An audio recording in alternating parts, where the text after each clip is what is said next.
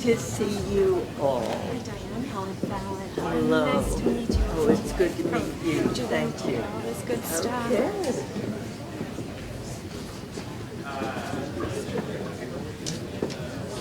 What a great crowd. Oh, I think Thank you. we have a student. Good. It's on? Okay.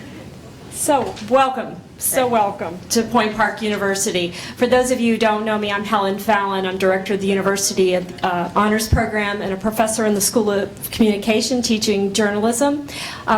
This came about from a triumvirate here from the Honors Program, the School of Communication, and our new Center for Media Innovation. And I'd like to call Autumn Barzakowski. The Honors Program has a book club every year, and she's going to tell Diane and everyone else a little bit about it and what we do, and then we'll get started. Cool. This is very high. Hi, I'm Autumn Barzakowski. Thank you. So as Helen said, I help to run the Honors Book Club, and today I've had the honor of helping Helen introduce Diane Rehm, who's, as most of you know, the host of the Diane Rehm Show, and she's been hosting it since 1984. The radio show has touched the lives of over 2.2 million listeners who tune in to listen and ask questions over a variety of platforms in the country. She's won a number of awards over her years as a broadcaster, including being named a fellow by the Society of Professional Journalists, which is one of the highest honors for journalists in our country. On top of hosting her radio show, Diane has written 4 autobiographical books, including her newest book, On My Own. Alyssa Calloway, who could not make it today, and I have had an opportunity to run our Honors Book Club this semester, where we are currently finishing up On My Own.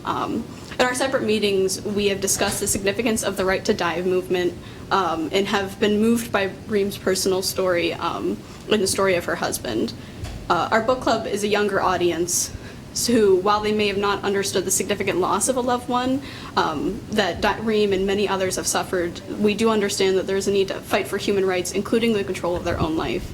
When I found out that we would be reading this novel, I was intrigued. I've not looked into the movement, the Right to Die movement, since 2012 when I wrote a short research paper discussing physician-assisted suicide. Since we started the novel, I truly began to understand the feelings that people have regarding physician-assisted suicide beyond the lack of states that offer this option for people who are suffering.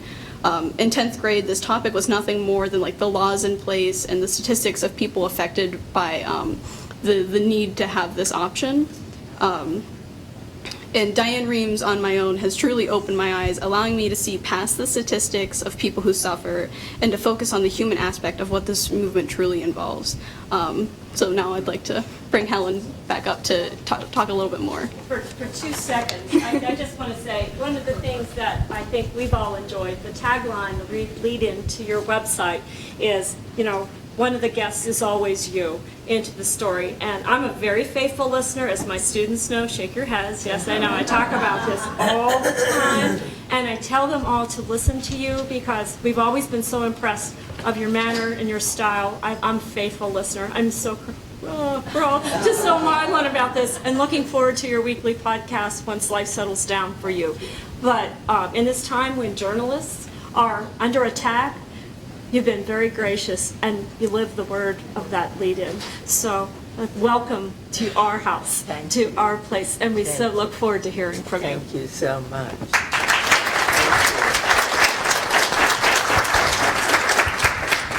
I must say it's glorious to be among students, people who are thinking about what comes next in journalism.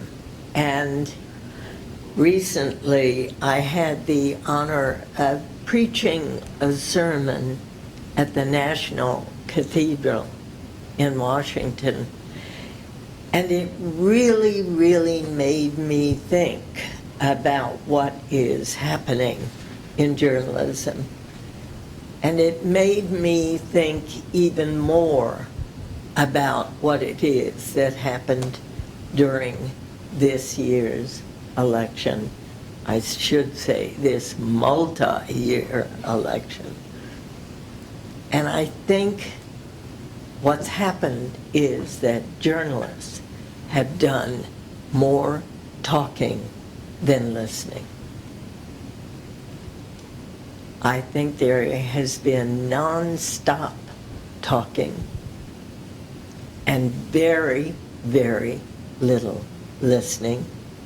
And I think that that is a major reason the media in general, and I do not leave out public radio in particular, missed what was happening in this country.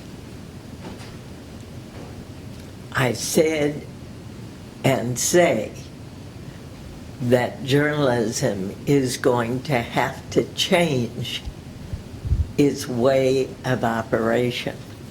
Journalists are talking too much to each other, relying way too much on what polls are saying, and there's going to be a complete relook at how we do polls in this country. You're yawning right in my face. Make sure you cover your mouth when you yawn, please. It's a tough way to go, and it is a tough priority for us to be changing the way we operate and even teach what journalism is. We've taught kids to put microphones in people's faces when they are grieving.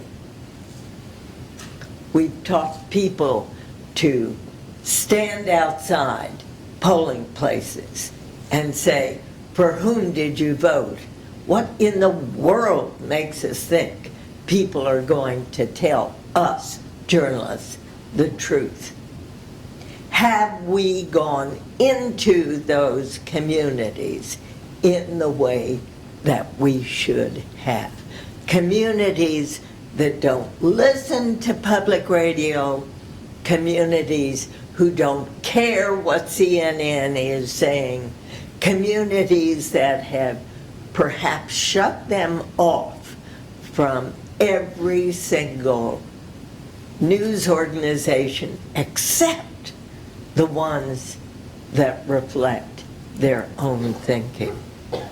And that's where we need to find a new way to be and a new way to listen. As for death with dignity, nobody wants to see suicide. My husband had Parkinson's disease for nearly 10 years. In the end, he called us together. My daughter, who is a doctor, she was on the phone from Boston. My son, who is a professor of philosophy, his doctor, and me into the room in an assisted living facility. He said to the doctor, in Maryland, a state which does not allow death with dignity, he said, I can no longer use my hands. I can no longer feed myself. I can no longer stand on my own. I can no longer walk from here to there without assistance. I can no longer read. My eyes have failed me. I am ready to die. Doctor, please help me. And the doctor said, I wish I could. I know what it is you want. I can neither legally, morally, or ethically in the state of Maryland help you. There is only one thing you, John Rehm, can do for yourself, and your wife must not play any role. You stop eating, you stop taking medication, and you stop drinking water. Many of you know you can live without food for weeks, even months, but without water, the organs begin to break down very clearly and quickly. It took 10 days for John Rehm to die. And no one, in my view, should have to suffer that way. So, if you believe that God should be the only decider in the end of life, I support you 1,000%. If you believe you want every form of palliative care and every type of medication that the medical world can provide, I support you 1,000%.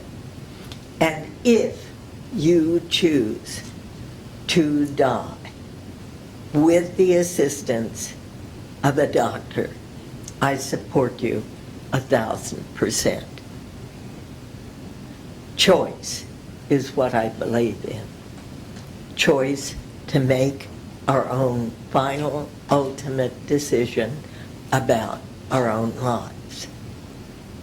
So when I leave the daily microphone at the end of the year, I will, as you mentioned, be doing a weekly podcast on a whole range of issues and ideas. How many of you in this room use podcasts? Raise your hand, please. How many of you listen to the radio? Still more listening to radio than podcasts, but the number is growing, and we in public radio understand that various platforms are out there and will be used by all of you. I'm looking forward to doing that. I'm going to be speaking out on not the right to suicide, but the right to death with dignity. I'm also going to continue to appear in a play about Alzheimer's, which we have done around the country. I play a woman who falls into Alzheimer's, and I'm going to be staying at the station to help raise money, to help the station grow in any way that I can. So I did not think I was going to present remarks to you this morning, but now I'd really like to hear from you your own questions about your own path forward, whatever it is you'd like to talk about. I'd like to hear. And there is someone there with a microphone. Here we are. Why don't you just come up here?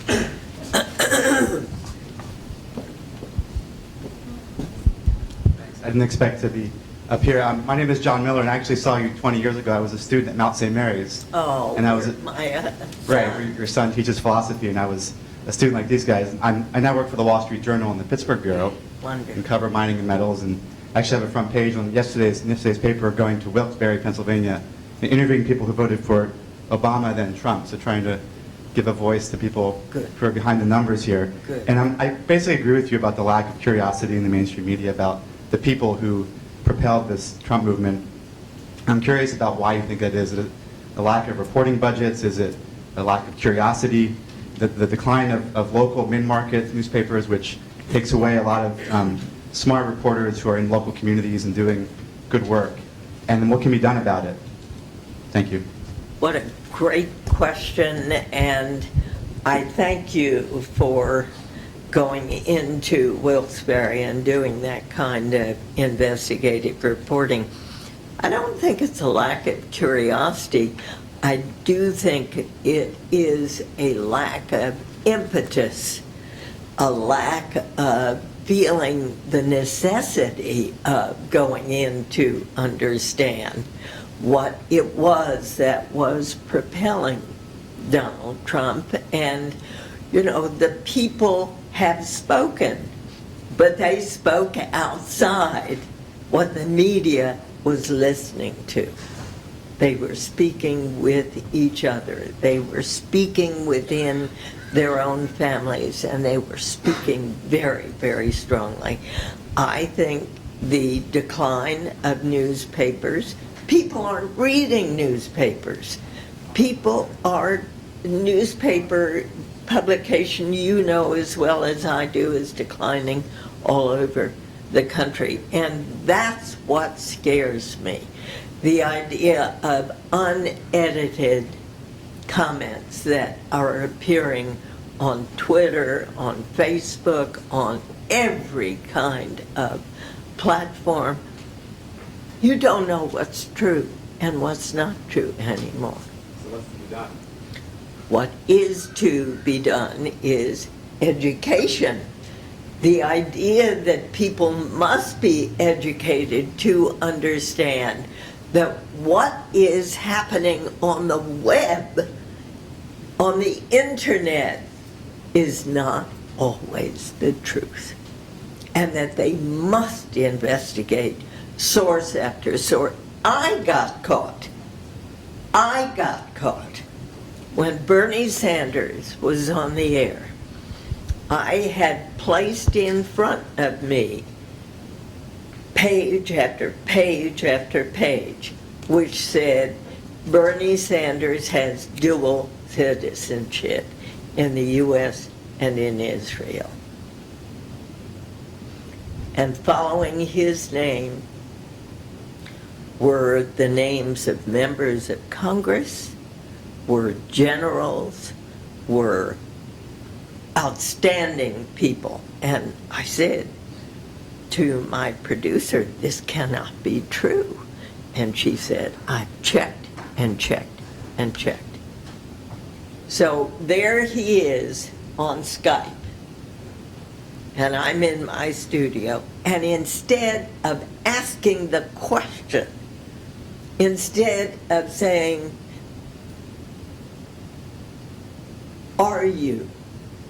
do you have dual citizenship in Israel and the United States?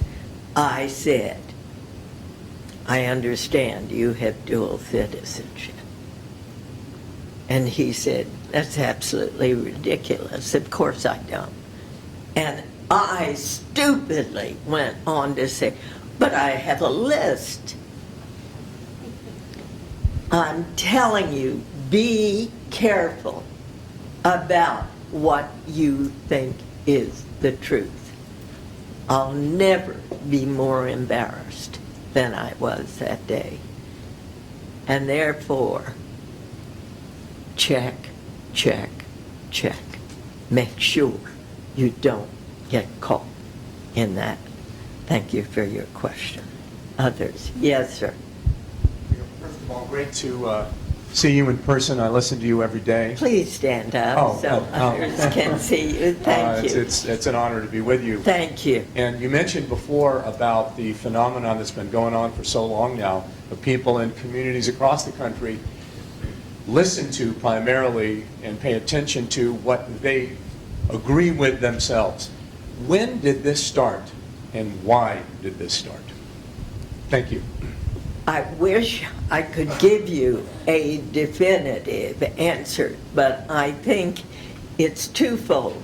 It's with the decline of newspapers across the country and with the expansion of the internet. And the two things began happening simultaneously. There have always been liars in our country. It's never been without non-truth tellers or negative voices. I mean, go back to Abraham Lincoln.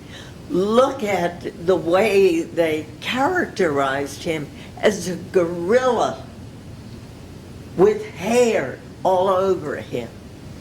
Look at how we have made fun of, made gross lies about politicians, public figures all the way along. But now with the decline of newspapers, an edited process, the New York Times, the Wall Street Journal, the Washington Post, all edited all the way down. Nothing online. Nothing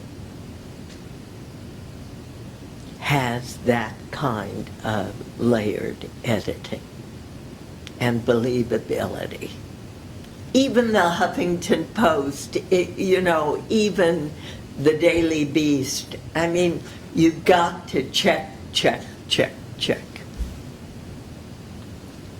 So I think that is how I would answer your question. And God knows, I wish newspapers were being better supported in our communities. But what's online is easier. And everybody in this room is online probably more time than you're spending reading newspapers. And that's why they're going out of business. Or can you imagine a newspaper industry being taken over by one person? That's where Rupert Murdoch is headed. And who knows who may be the next. Other questions, please. Yes, ma'am. I'm a human interest writer. I'm an avid listener. I just took part in StoryCorps that was in Pittsburgh last month. Good. And it was so refreshing to sit down and talk and listen for 40 minutes to a conversation, to have a conversation. And besides all that's going on in the media and the newspapers falling apart, I'm concerned about just communication, In the general. destruction of it. How do we battle the struggle to keep up with technology, but we've lost the ability for one-on-one communication, as you said, to listen to each other? You could blame it on smartphones and the internet, but it concerns me that the young generation has really lost the ability to converse, to talk, and to listen. I was on a train the other day coming down from New York to Washington, and two friends boarded the train together, and they were sitting on opposite sides of one of those convenient tables. And instead of talking with each other, there they were texting. You see families sitting around the table texting with each other instead of talking with each other. I understand, right back there, you're texting. Now, maybe you're texting with each other, making comments. I understand that, and that's the way it has come to be. That we are relying more on this electronic communication and allowing it to replace who we are and what we are as human beings. The human voice is and can be the most comforting element of our humanness. And if we give it over to simply communicating electronically, we are in big trouble. I hope in your own families, as you go home to think about Thanksgiving and what it means, and whether you're sitting at table with friends or friends and family, you'll really take the time not to talk about your own opinions, but try to listen, because we know that this election has divided families, has created hostilities between parent and child, between parents, among friends. We know. Open your ears and your hearts and try to understand what it is the differences are between you or among you and them. Listen. And that's how I would answer your question. Thank you.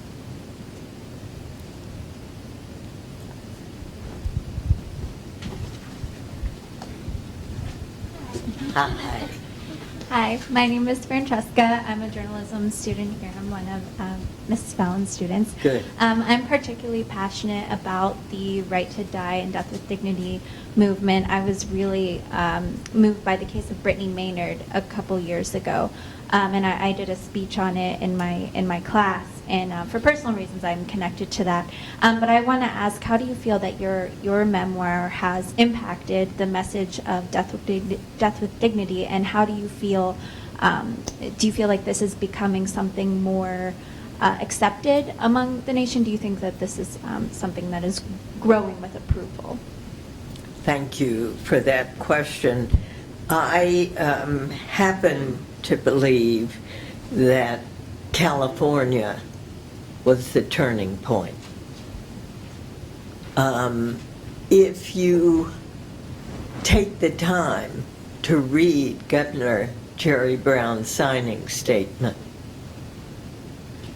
he says, and I'm paraphrasing here, he said, I do not know, and remember, he was trained as a Jesuit. He said, I do not know what I will choose when the time comes. What I do know is that I would not like to have someone else make that choice for me. And that's what I believe for myself. And that's why I wrote that book. To what extent it may be affecting others' opinions, I have no idea. I've spoken about the book around the country. I've spoken about John's life and death, and the fact that he was a man who made his own decisions. I went in to his room the next day with a photograph album that I had made for him of his life, beginning with his birth in Paris, France, to his graduation from Friends Seminary in New York. He was 16, 17 at the time. And I walked into his room and sat on his bed, and I said, sweetheart, you look wonderful. He had color in his face. He was smiling at me.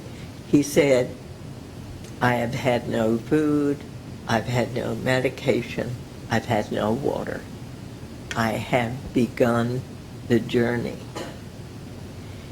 And I said, are you certain this is what you want? And he said, absolutely. So it was a very difficult 10 days. And on that last night, I was there the whole time. And on that last night, I had put 2 chairs together beside his bed, and I was holding his hand, and I was trying to lie flat with my little long-haired chihuahua on my stomach. I couldn't sleep at all. And so at about 2 a.m., I got up and I had my iPad with me. And I began writing. I was just so outraged that he had had to endure that 10 days of suffering instead of being dealt with in an honorable, compassionate way by a physician who believed in what John was doing, but was prevented by the law from carrying it on. At 7:30 in the morning, when John's caregiver arrived, oh, and I must tell you, throughout that time, you know, some of the aides kept coming in and saying, doesn't he want something to eat? Doesn't he want something to drink? And I said, no, he really doesn't. But I can also tell you that there were times when I was tempted to take a spoon of applesauce and put it on his mouth and give him a few drops of water. But I knew I couldn't because it was his decision. And just as the governor said, you never know what you will want when that time comes. But that is what my husband wanted, and I had to honor that. When his caregiver arrived that morning at 7:30, I said, I'm going back to the apartment to feed and walk Maxie, take a shower. I'll be back shortly. Soon as I got home, the phone rang. It was the doctor who said, I think John will be gone within 12 to 24 hours. I said, I'm just getting ready to leave. And 5 minutes later, the phone rang, and Musa, his caregiver, said, come quickly. I think Mr. John is gone. So, as it was with my mother, I got there 20 minutes too late. And I hate that. I hate that I wasn't there with him. But the nurses said to me, you know, sometimes they wait until a loved one leaves. And that's all I know. So I'm going to be speaking out as much as I can. We now have 6 states. I will be traveling the country and talking not only about the right to die, but the right to choose. Because I think each of us deserves a right to choose with our own bodies.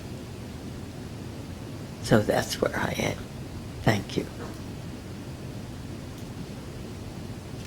Question right next to you. Please, Dan. Thank you. Hi, my name's Marissa. I just wanted to know your feelings about the problem that a lot of Americans, especially my generation, aren't getting worldwide news, and we're kind of put in a social media bubble where we aren't learning about what's happening in other parts of our world. You know, that's why about, 20 years ago, I decided to do our Friday News Roundup in 2 segments. First hour on domestic news, what's happening in this country. Second hour on international news, because international news reporters are not concentrating on domestic news and vice versa. That's where newspapers come in, who are covering. I mean, the New York Times, the Wall Street Journal, all do a fabulous job. The Washington Post, the Christian Science Monitor. But National Public Radio also has an hour on international news, at least in Washington at 9 o'clock each morning. I don't know what WESA gets. Same thing, wonderful. And in the evening as well on The World, a wonderful, wonderful program. Yeah, and then overnight. They're more night owls than I am. Yeah, so there are sources, and you need to search them out, not only in newspapers, but on public radio. What's happened to commercial radio, I fear, is that there is more talk. It's talk that channels a certain group of the population. And the internet, same thing. So I think you'll have to do a little searching. It's out there. The information is out there about what's going on in Syria, Afghanistan, Iraq. And I'm sure you know that on the night of Donald Trump's election, at least this is the word on the street, that the immigration website for Canada crashed. Whether that's true or whether that's fable, I do not know, but it sure is out there. Other questions?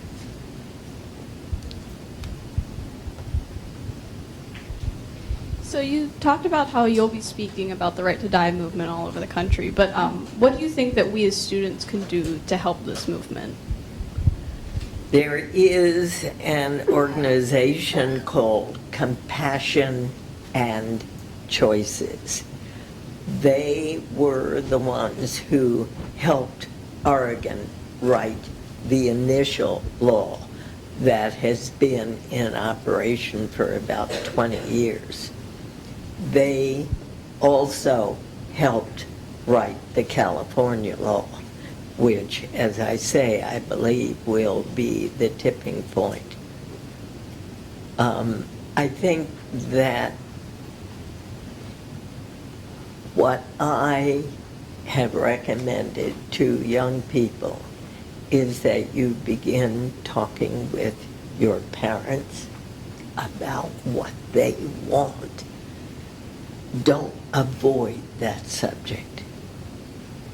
And the way you can do this is to talk about your own feelings, about your own lives. I realize how young you are, but life is short, and you never, ever know. If you begin by saying, if your parents have never talked about it, which I confess John and I did a great deal with our two children, because my mother died at 49 and no one would listen to her when she said, I don't want them to continue treating me. And they did. They just kept on doing it. My father died 11 months later of a broken heart. He was 62. John's mother took her own life at 92. His father took his life at 72. So death was around us in our family, and therefore it made it easier for us to talk about it and to say, way back then, I don't want unnecessary extended treatment. I don't want, if I am diagnosed and if I can not do this or that or whatever, you need to know what your parents want. And the way you begin that conversation is to say what it is you want. And to talk with friends. Compassion and Choices is now working in Maryland. They're working in about 26 states around the country. And I think it will be left up to the states. In Oregon, it's been on the books for some 20 years. And during that 20 years,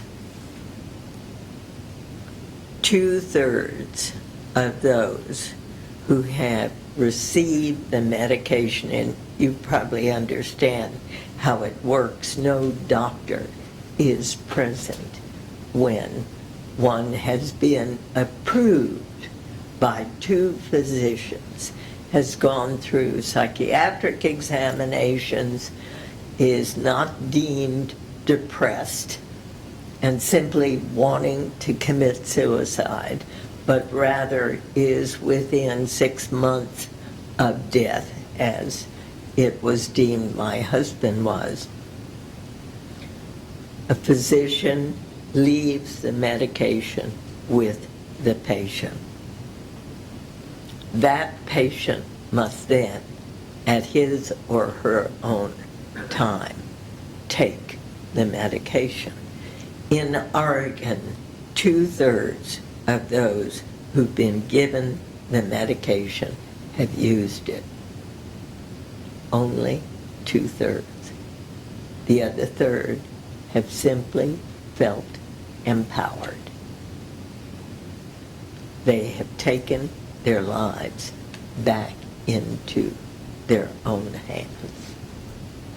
And they will make the decision when the time comes. So if we want this right in Pennsylvania, in Maryland, in every state across the country, we need to talk about it. We need to talk about what we want, what we believe, and what we would choose for ourselves. I hope that answers it. Question over here. Thank you so much for being here, Mrs. Rehm. My pleasure, and please call me Diane. Thank you. My name is Tyler. I'm a media communications major here at Point Park. And the media has often been characterized, especially in light of this campaign season, in a very negative light. What are some trends that you would consider to be positive steps forward for the media and public media too? Certainly, I would put at the top of the list that there's going to have to be a call to arms, a call to recognition of how the media in general failed in this election. There's going to have to be a reconsideration of how the media do its job. There's going to have to be a reassignment of thinking about listening. Whether that's going to require funds, I don't think so. I don't think so. I think it's simply an understanding that perhaps we're living, and I'm talking about the entire media, we're living in our own bubble and not recognizing everything we're missing outside our bubble, and moving forward in a way that breaks through that bubble. The editors, the managers, who are much wiser than I, are going to have to figure this out. But it's going to have to be big. It's going to have to be really substantive. A change of direction, a change of intent, a change of belief mechanisms. Perhaps we all went into this believing what we believed instead of believing that we needed to get more, better understanding from the people themselves. So I hope that is what's going to change moving forward. Thank you.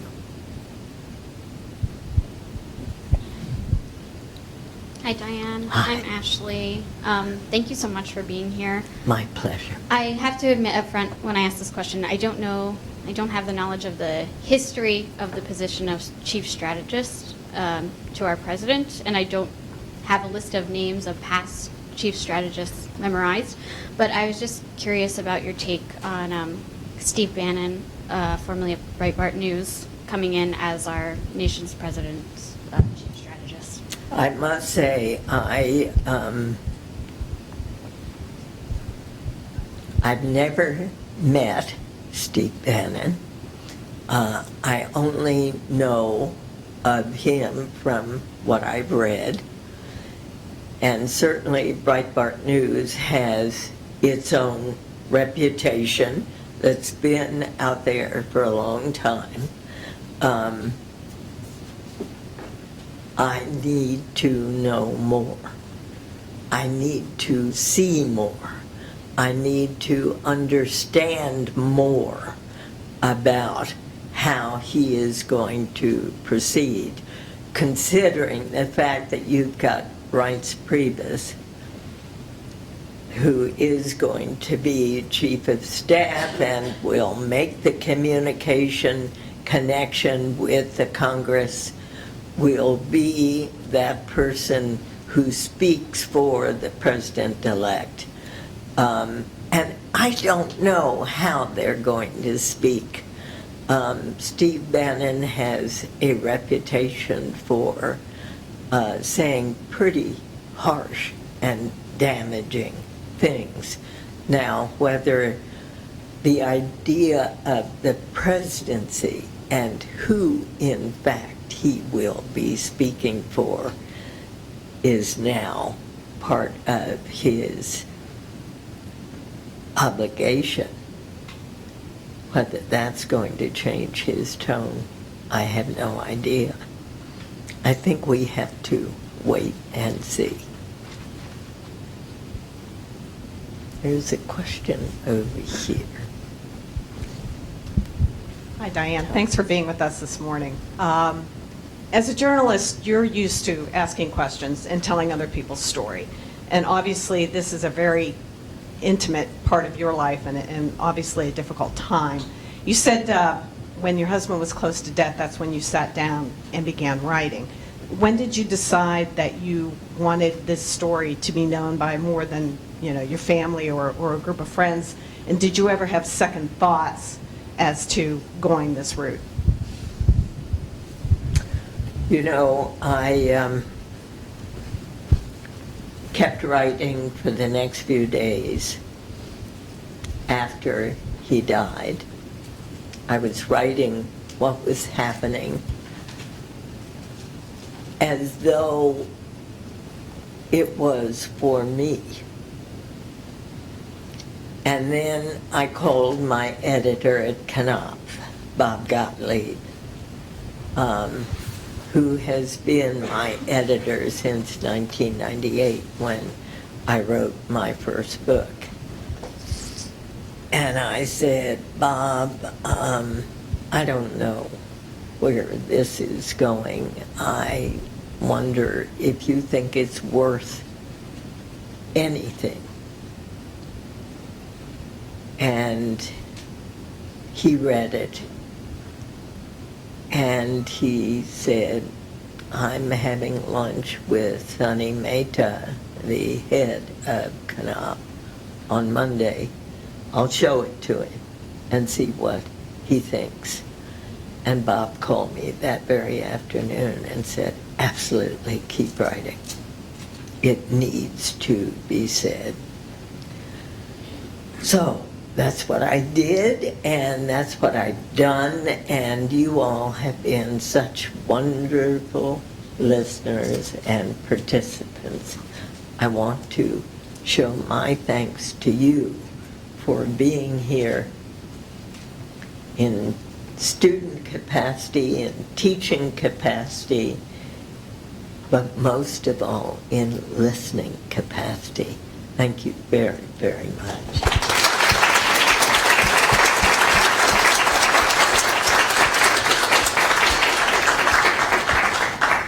Small gift for you. Good. As I said, I belong to your widow's club. And my husband died suddenly a number of years ago, and what I did was form a travel fund with my children that helps these children, that mine, because I call them my children on times, don't I? They're nodding. We travel overseas. It'll be our 10th trip in the spring. So these are a set of note cards that represent all those trips that we set up in his memory. It's a wonderful book.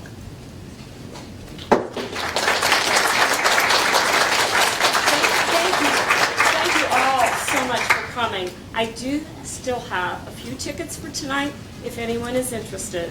A few. The program starts at 7:30, Carnegie Music Hall. And just thank you again for coming here today. Truly appreciate it. Thank you, Stephanie. Thank you, Katie. We work so well together. This is our third partnership.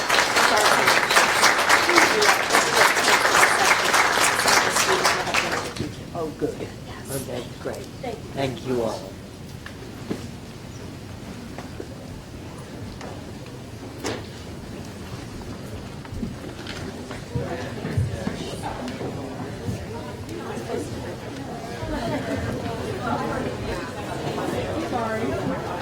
good.